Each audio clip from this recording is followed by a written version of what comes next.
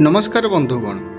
बयस किए बड़ कि सान हो पारे किंतु प्रकृत में सीए बड़ होते जार हृदय रे समस्त प्रेम स्नेह और सम्मानर भावना थाए। जी सम्मान मिले भी गर्व करे नाही, जी अपमान हेला परे भी रागे नाही एवं रागी जाई बाधिला भली कथा कहे नाही। वास्तव में से ही महान होता है। जड़े व्यक्ति निज जन्म द्वारा नुहे बरं निजर कर्म द्वारा महान होता है। आपण सफलता अपेक्षा विफलता ठारू अधिक शिक्षा करंतु एवं यही शिक्षा करिबा बंद करंतु नाही, कारण विफलता चरित्र निर्माण करे। केबे केबे मनीष भूल होई न थाए, बास बेले बेले ता पाखरे निजकु ठीक प्रमाण करिवार शब्द न थाए। शरीर सुंदर थाउ कि न थाउ किंतु कहूतिबा शब्द गुड़िक सुंदर हेबा निहाती दरकार।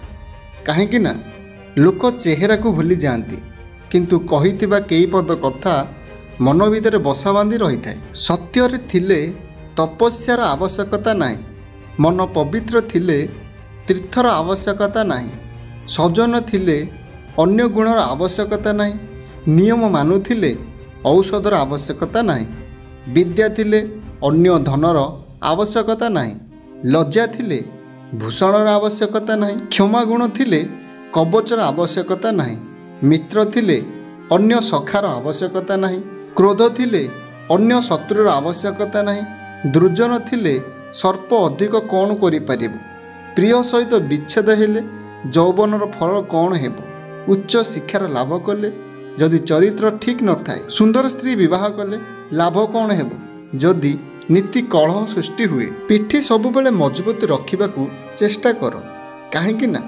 साबास आउ धोखा दुईटी जाक पछपटरू ही मिली थाए। कष्ट सहिबार गोटे निर्दिष्ट सीमा थाए, एही सीमा टपी गले गोटे सरल निरीह एवं दुर्बल मनीष भी भयंकर होई थाए। जीवन युद्ध रे जितिबार एकमात्र चाबी काठी हेउची निज उपरे भरोसा रखिबा। का हृदय केबे बिना कारण भांगी न थाए कि केबे का आखिरु बिना कारण रे लुह झरी न थाए।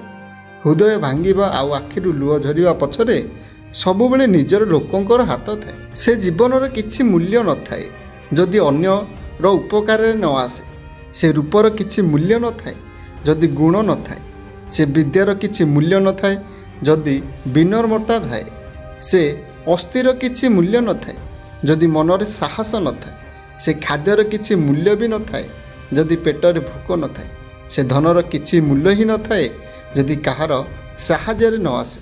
आशा करूँ भिडियोटी आपण मानकु निश्चय भल लागिथिबो। जदि आम भिडियोटी भल लागिछि तो लाइक करंतु, शेयर करंतु, आम चैनल को सब्सक्राइब करने को जमार भी भूलंतु नहीं।